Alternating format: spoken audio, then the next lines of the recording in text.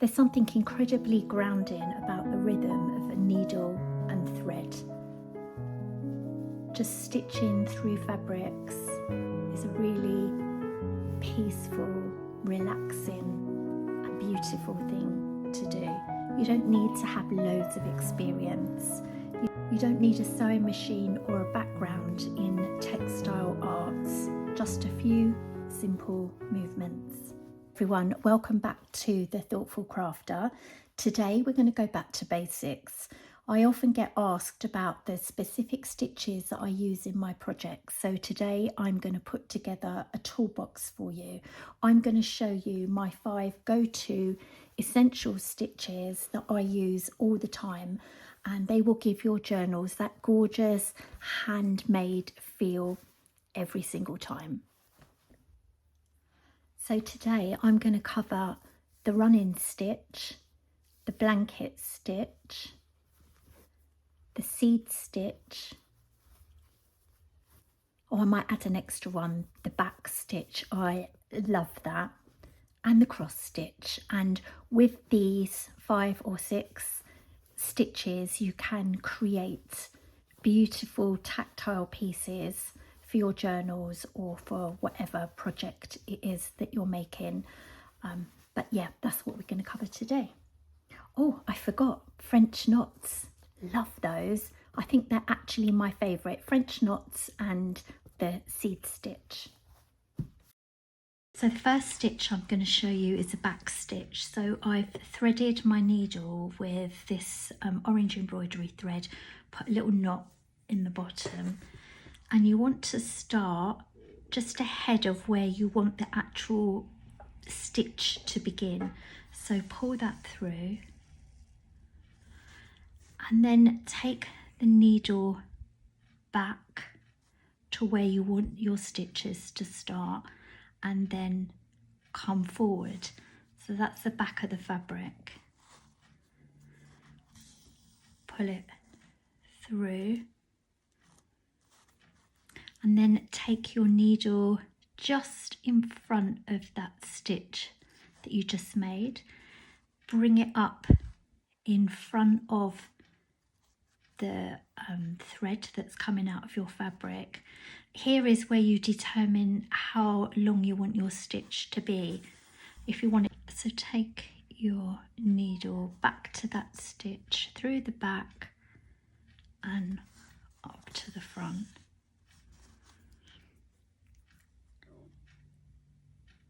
You can have whatever stitch length you want.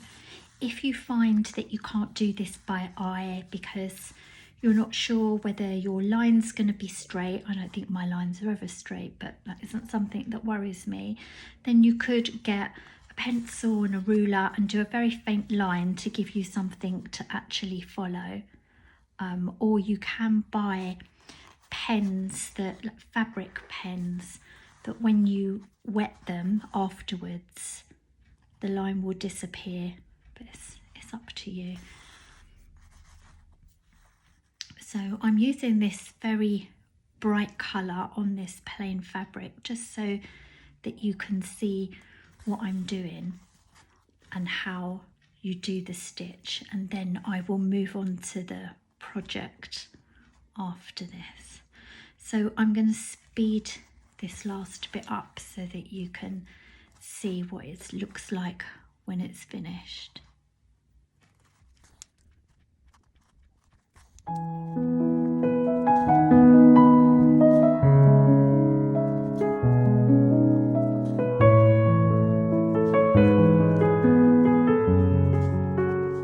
Okay, so that's your back stitch. So the next stitch I'm going to show you today is a run-in stitch. Again, this is another stitch that I use all the time. So after threading my needle, putting the little knot in, I then pull it through once, and this is something, it's so quick. I sometimes do it like this. So the needle is just going in and out like that before you even pull the thread through. And then pull through. You can do your stitches as long or as short as you want to, and pull through.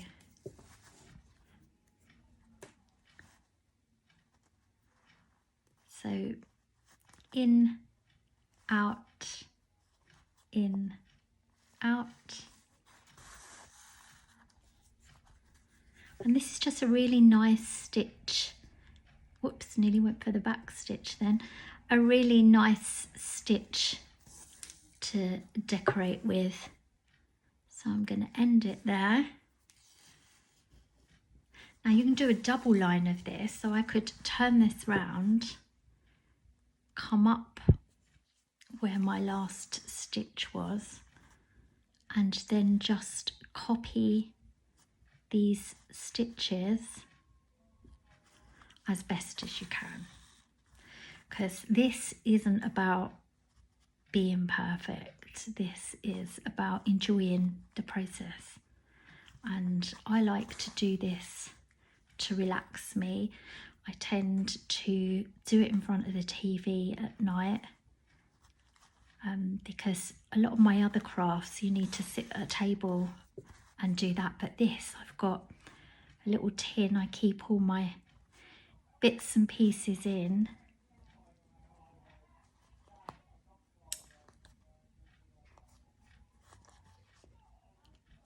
and just keep pulling, and you can just build up your pattern just like that. Very simple but very effective stitch. It's really quite quick. So again, to finish, just go through to the other side and then tie off, pick up a couple of little, what's the word I'm looking for, from the fabric underneath, but without going through to the other side, because you don't want to create another stitch, unintentional stitch. And then just trim your thread, and that's your running stitch. Okay, so the next stitch I'm going to show you is seed stitch, and again, there's no right or wrong way of doing this. So it's just about doing little tiny haphazard stitches that look like seeds, and I use it when I want to fill in a space. So you can see it's the same, it's just little tiny straight stitches.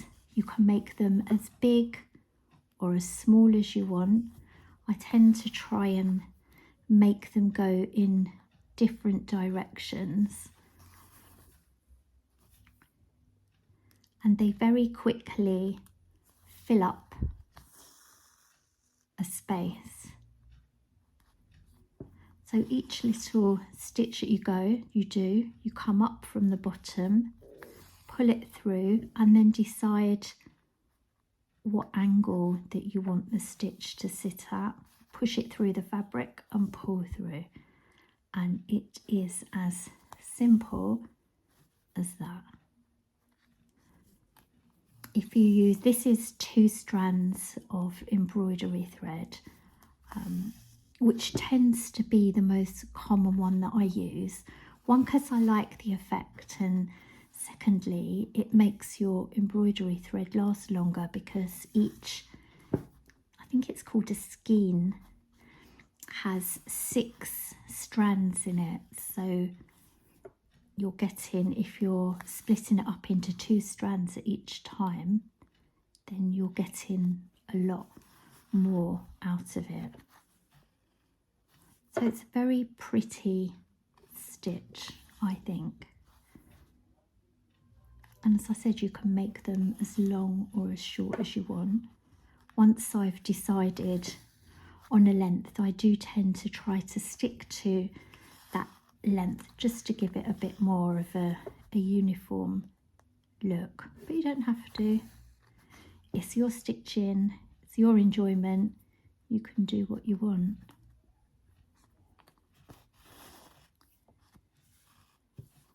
So up from the bottom through the fabric.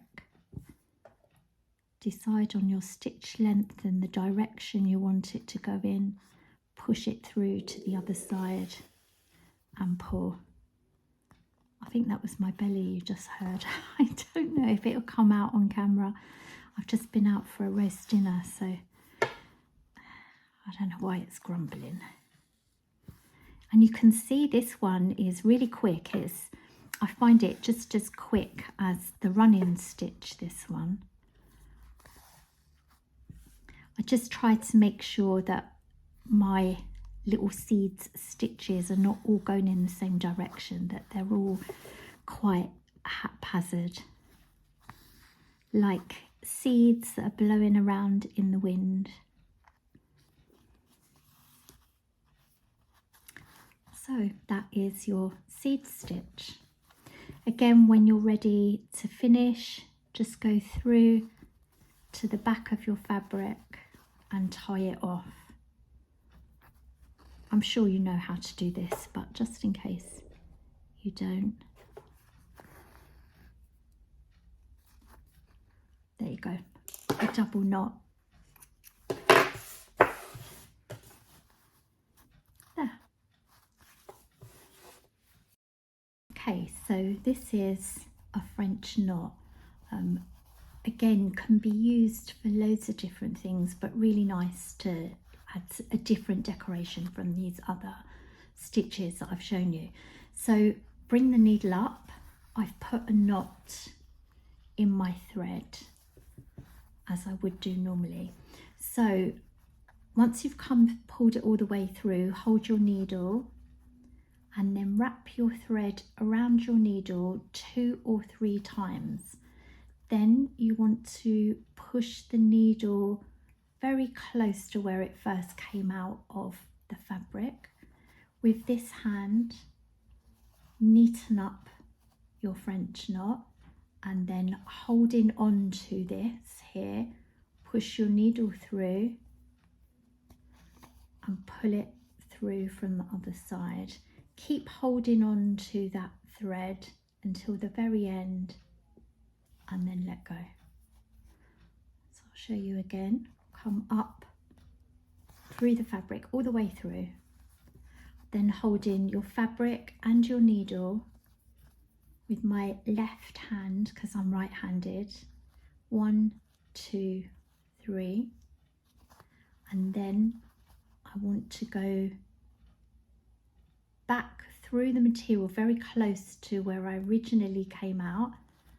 Push it through. With this hand, I'm tightening, neatening up my knot, and then I'm going to hold on to the fabric as I push the needle through, holding on to the thread right to the very end, and then pull. These look really nice if you're doing flowers. You can use them as the center of your flower. Come through. 1, 2, 3. You can go round just twice if you want to as well. Go back down very close to where you first came out. Tighten up, neaten up your knot with the other hand. Push the needle through and still holding on to the thread with my left hand, I pull through. And then that is a French knot. So let's move on to a chain stitch now. I'm just going to put my knot in. Okay, so I'm going to come up at the beginning of my line,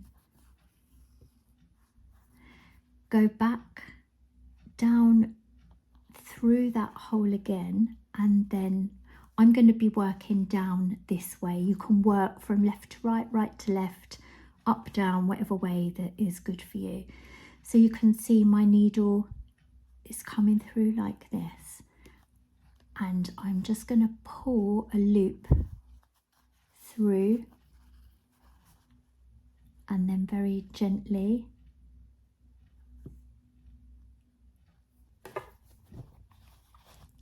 I'm going to go back through that loop again and just repeat. Come up through there, pull a loop around your needle and then pull through. If you pull really tight, you're going to have a very small chain stitch. If you work a little bit looser, then the stitch will be larger. So go back down through that loop,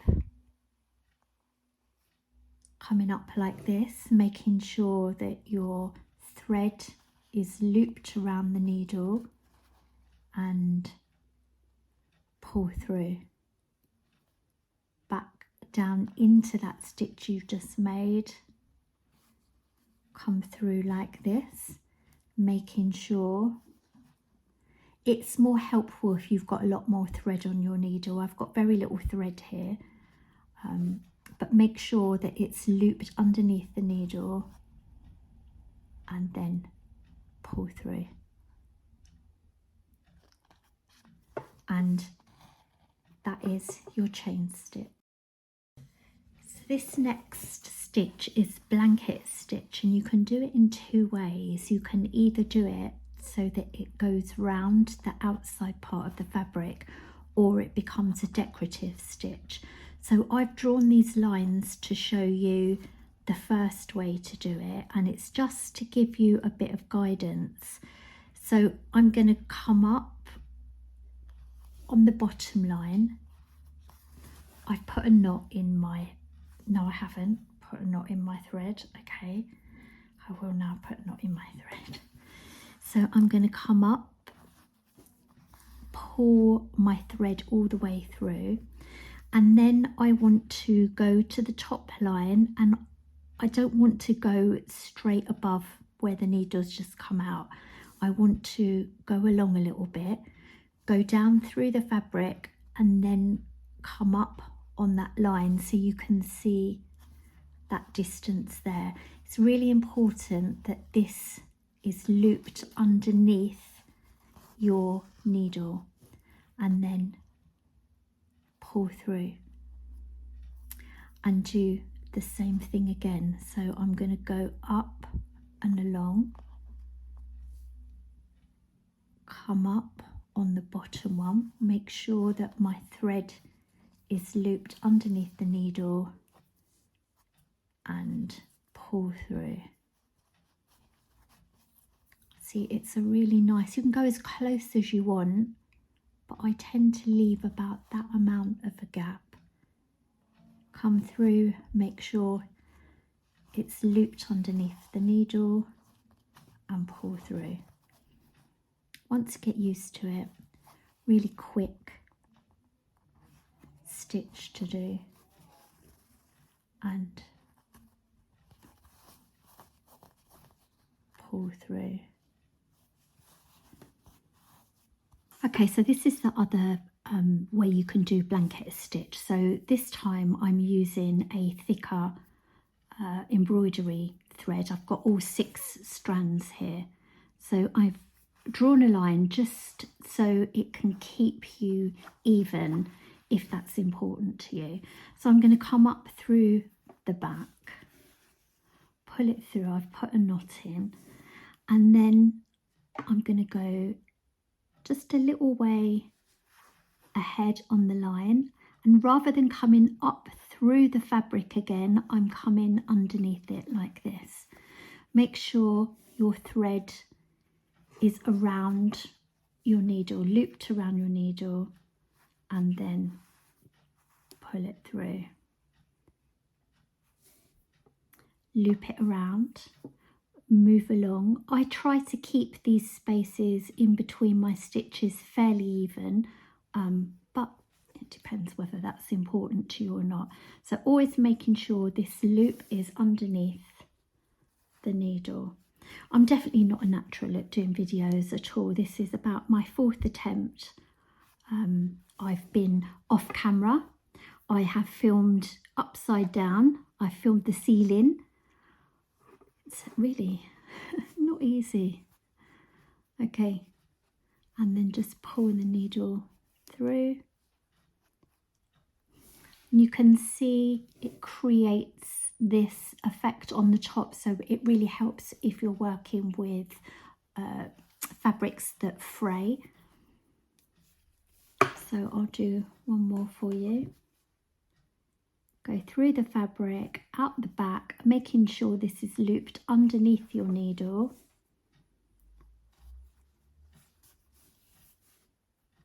And pull it through. Bring it round into that loop, through the fabric, out the other side, making sure this is around your needle like that, because if it's on top you're going to lose that effect there. And that's your blanket stitch. And this last stitch that I'm going to show you is a cross stitch, and I'm going to use these lines again because if being straight and even is important to you, then by working on a very faint line, that really does help. So I've already done my knot. I'm going to come in on the bottom line, and then I'm going to go across in a diagonal on top of that line, or on that line should I say, so that you've got a diagonal stitch like that. Then I'm going to come in further along. Now for your cross to be even, you want your next stitch here to be in line with this stitch there. Again, you know, if being very accurate is not important to you, then it really doesn't matter. You can cross it wherever you want. Come out, and again I want to bring my last stitch in line with where that top stitch is, and that's your cross stitch. So sometimes it depends on the effect you want. You could come out here and have all your crosses joined up together, or you can just move along a little bit. And I'm doing it the opposite way this time. It really doesn't matter how you do this. As long as you get the cross, it doesn't matter. You just want that diagonal. Again, I'm going to come in and I want to try and get it in line with that top stitch there, so that I can get an even cross. Pull it out and then go back down through the fabric and get your cross. One more. Come up on that line, do your diagonal, back up from the bottom, getting it in line with this stitch here, and then you're crossing over, getting it where possible in line with that top stitch, and pull across, and that's your cross stitch. So I'm just going to put a quick project together. I'm going to use these two different cotton embroidery threads. I've got some calico here, just a strip of the orange material, a couple of buttons, I'm not sure which one I'm going to use yet, a piece of lace, piece of gold sparkle, because sparkle has to go on everything in my world. And then I've got some leftover threads, embroidery threads and threads that have come off of the material, and I just love using these in my project. I don't tend to throw any of those things away. So I am going to decorate this journal that I've put together, and this is a no-sew journal, and I chose this one because the theme is orange. Got some nice pages, but I'm going to start right at the beginning. Love this page, and I am going to make a belly band, which I will, I'm not quite sure where I put it at the moment, but anyway, that's what I'm going to do. So the first thing I'm going to do is I frayed this fabric, and I frayed that fabric as well. There's no right and wrong way. You'll hear me say this all the time. I am just going to put it where I think it looks nice, and I'm going to use the cream thread, and I am going to do a running stitch to sew this on. So when I'm doing that, I will speed up the video.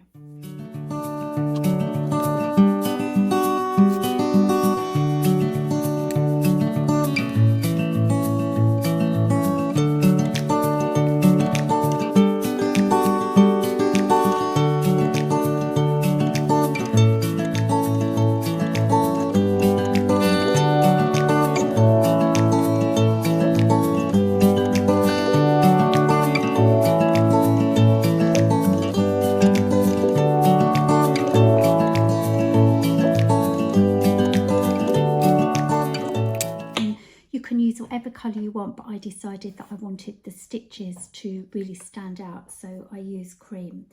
So I've got this little bit of lace.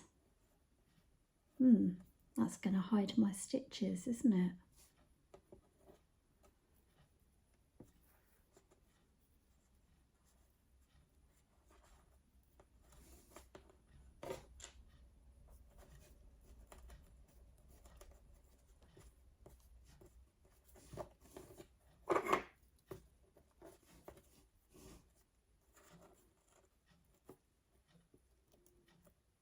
Yeah, I think I'd prefer it going that way rather than downwards where it hides all my stitches. Maybe take it a bit lower down, possibly.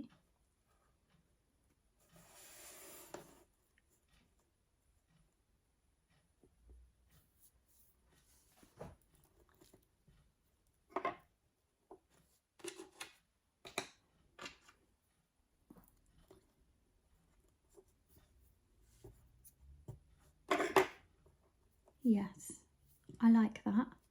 Okay, so I am now going to stitch that on. I'm going to use the same cotton that I used just now.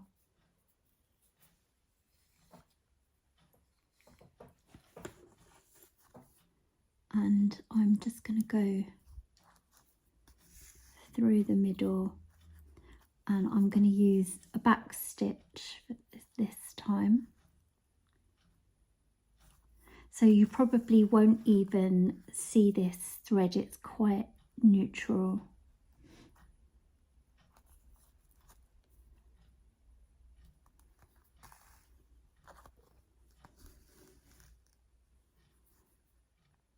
I love using the threads because I think it gives your work texture.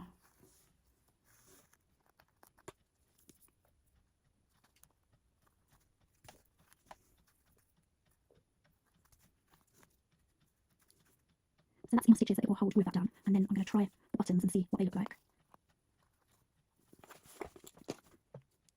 That's nice. Yeah, I prefer this one. So that's the one I'm going to attach. So I had tied off my cotton underneath. I'm just going to take it straight through. And then I'm just going to go through these holes a couple of times to make sure it's stitched on properly.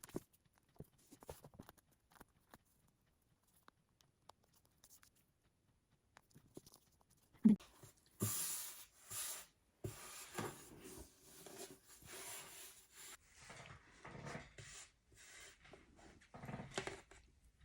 so I've come across this trim, and I thought that this might be nice to add to the top and bottom of this belly band, and I could do some cross stitch. So I'm going to use the orange thread,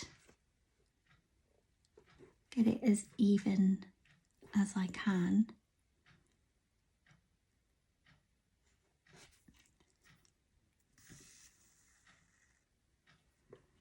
And then you can, well, I can use these little boxes to guide me.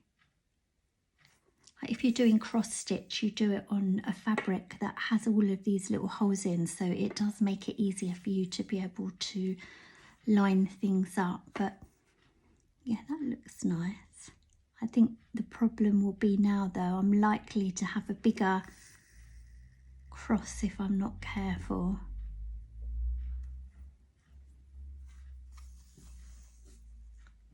No, but I'm being careful, so I've not got a bigger cross.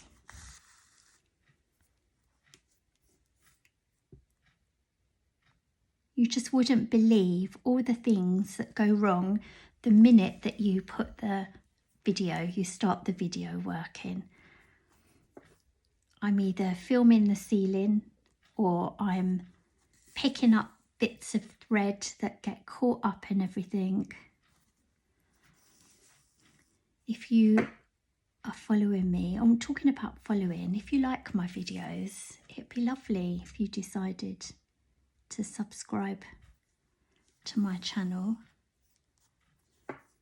Okay, I can see I've got a bigger gap here than I have here, but do you know what? That doesn't bother me because I think I can create the same thing here.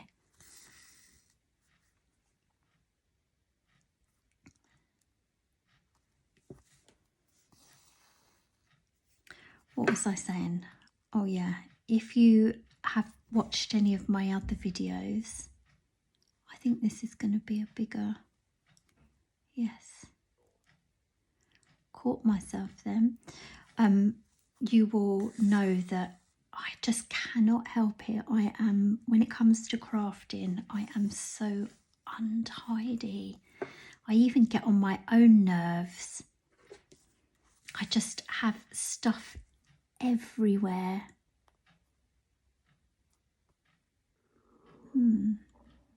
That was my stomach, sorry. I don't know if that'll come out on camera. I am actually hungry today. I only had breakfast, haven't had any lunch, and it's nearly tea time.